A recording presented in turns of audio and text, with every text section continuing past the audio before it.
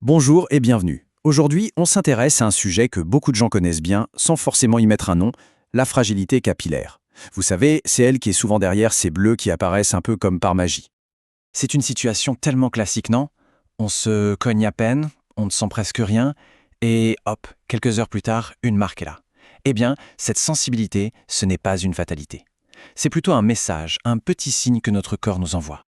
En naturopathie, on regarde ça d'un autre œil. Ce n'est pas juste un petit souci esthétique. Non, c'est un signal d'alerte qui nous dit « il serait peut-être temps de soutenir un peu le système circulatoire et de renforcer ce qu'on appelle le terrain vasculaire. » Alors, avant de sauter sur les solutions, c'est important de comprendre de quoi on parle. Les capillaires, ce sont des vaisseaux sanguins vraiment minuscules, mais leur rôle est absolument immense. C'est eux qui gèrent les échanges de nutriments et d'oxygène entre le sang et nos cellules. Alors forcément, quand ils deviennent fragiles, c'est tout ce système si délicat qui peut commencer à grincer. Mais alors, qu'est-ce qui peut les fragiliser comme ça? Souvent, c'est un peu un cocktail de plusieurs facteurs. Ça peut être une carence, surtout en vitamine C, ou une circulation qui est un peu paresseuse. Une inflammation qui traîne peut aussi jouer un rôle. Et bien sûr, notre mode de vie, le stress, le tabac, a un impact direct, tout comme le vieillissement naturel bien entendu. Bon, la bonne nouvelle dans tout ça, c'est qu'on peut tout à fait agir pour renforcer ce fameux réseau capillaire. La nature, comme souvent, nous donne des outils incroyables pour ça, et il y a certaines plantes qui sont de véritables alliés. Et parmi toutes les possibilités, on va se concentrer aujourd'hui sur un trio de choc. 3 plantes qui sont vraiment reconnues pour leur capacité à redonner de la force à nos capillaires et à rééquilibrer la circulation. La première, c'est l'amamélis. On la surnomme parfois le noisetier des sorcières. C'est vraiment la grande plante tonique, pas seulement pour les capillaires, mais pour l'ensemble du système veineux.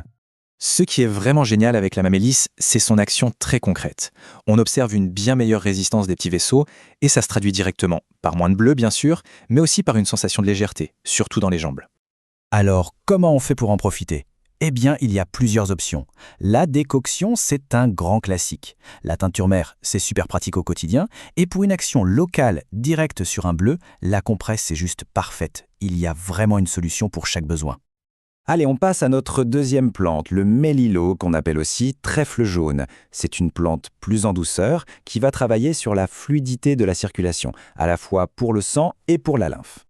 En fait, son rôle principal, c'est de rendre le sang un peu moins épais. Du coup, ça diminue la pression sur les parois des capillaires. Et c'est justement pour ça qu'on l'associe très souvent à la mamélis. L'un va renforcer la paroi et l'autre va alléger le flux sanguin. C'est un duo qui fonctionne à merveille. Et pour l'utiliser, c'est très simple. Une petite infusion rapide ou quelques gouttes de teinture mère, et c'est tout ce qu'il faut pour bénéficier de ces bienfaits jour après jour. Et on arrive à notre troisième allié, et pas des moindres, la myrtille. C'est tout simplement l'un des meilleurs protecteurs vasculaires que la nature nous offre, en grande partie grâce à ses superbes pigments bleu-violet. La myrtille, c'est un peu le bouclier de nos vaisseaux. Ces pigments qu'on appelle les anthocyanosides vont renforcer les capillaires, les rendre moins perméables, et en plus ils améliorent l'oxygénation de tous les tissus. C'est une action de protection et de régénération vraiment complète. Et là, c'est la partie plaisir.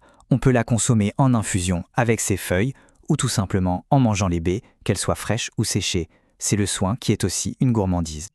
Ok, maintenant qu'on a vu nos précieux alliés végétales, c'est crucial de prendre un peu de recul. En naturopathie, les plantes, c'est un soutien formidable. Mais la vraie clé, c'est d'agir sur les causes profondes. Et ça, eh bien, ça passe forcément par des ajustements dans notre quotidien.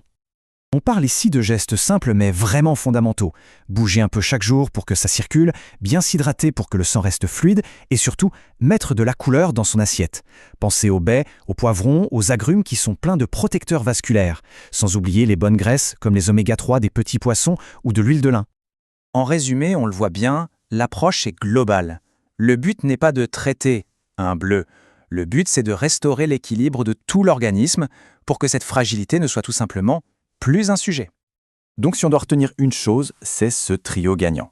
La mamélis pour la tonicité, le mélilote pour la fluidité et la myrtille pour la protection. 3 actions qui se complètent parfaitement pour un système circulatoire en pleine forme. Et cette phrase, elle résume absolument tout. Ce n'est pas une solution miracle et instantanée. C'est un accompagnement sur le long terme qui est fait de gestes doux, réguliers et surtout en étant vraiment à l'écoute des signaux que notre corps nous envoie. Voilà, c'est ce qui conclut notre petite exploration. Et pour finir, la vraie question, c'est peut-être celle-ci.